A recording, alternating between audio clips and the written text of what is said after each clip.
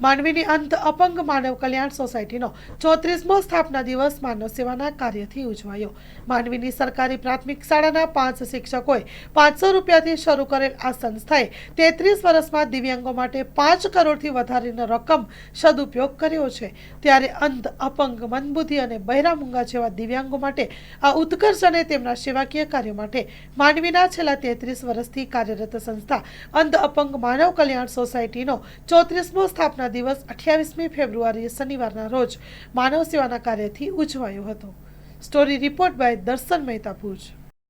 અંધ અપંગ માનવ કલ્યાણ સોસાયટી જેની સ્થાપના 28/2/93માં કરવામાં આવી।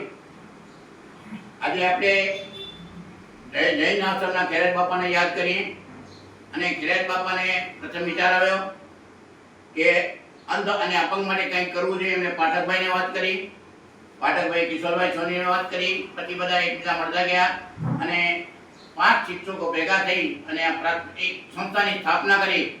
ડોક્ટર રાણા સાહેબને મળ્યા અને રાણા સાહેબને પ્રમુખ પદ સ્વીકારવાની ઓફર કરી, એમને ના પાડી। અમે કીધું તમે પ્રમુખ પદ સ્વીકારો, બધા આપણે સાથે જ છીએ અને રાણા સાહેબે પ્રમુખ પદ સ્વીકાર્યું।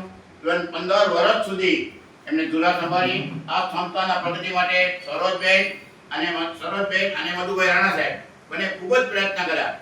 અત્યાર સુધી લગભગ એમને 16 તો પોલિયોના કેમ્પ કર્યા અને એ પોલિયોના કેમ્પમાં 335 દિવ્યાંગોને ચાલતા કર્યા। અને જ્યારે 2001માં ગોજારો ભૂકંપ થયો ત્યારે કૃત્રિમ આવ્યાના 12 કેમ્પો પકડ્યા। આ સંસ્થાએ ખૂબ કામ કર્યું બધાના સહિયારા સહકારથી। રાણા સાહેબ પછી ડોક્ટર કૌશિકભાઈ સાહેબ પ્રમુખ સંભાળ્યું। મહેતા, પ્રતાપભાઈ કાના, વેલજીભાઈ ભોમલ, હિમનભાઈ પટેલ, કિશોરભાઈ સોની દિવંગત થઈ ગયા। એને સંસ્થા માટે ખૂબ જ ભોગ આપ્યો છે, એમને પણ આપણે આજે યાદ કરીએ છીએ। રાણા સાહેબ તો અમારા સતત આજુબાજુ મળતા રહે છે, લગભગ મહિનામાં 2 થી 3 વખત ફોનથી વાત થાય છે અને ગાઈડન્સ પણ આપે છે। શાંતિભાઈ તો સતત સાથે જ છે, બધા સૂચનો મળે છે।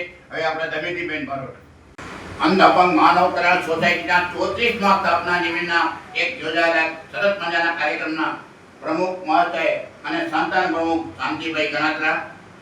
આજના કાર્યક્રમના મુખ્ય મહેમાન સંસ્થાના ઉપપ્રમુખ અને મસ્કત ગુજરાતી સમાજના સ્થાપક ડોક્ટર ચંદ્રકાંતભાઈ, સંસ્થાના સહમંત્રી સુલતાનભાઈ, રમતગમત પ્રોજેક્ટના પાઠકભાઈ, સંસ્થાના ટ્રસ્ટી શરૂઆતથી સંસ્થા સાથે છે સરોજબેનની ટીમ સાથે સતત એણે કામ કર્યું છે અને ભૂતકાળમાં ડેપ્યુટી કલેક્ટર પદે રહી એવા દમયંતીબેન અને જે મહત્વનો પ્રોજેક્ટ સંભાળી રહ્યા ચક્ષુદાનનો એવા ડોક્ટર ચંદ્રકાંત સાહેબ।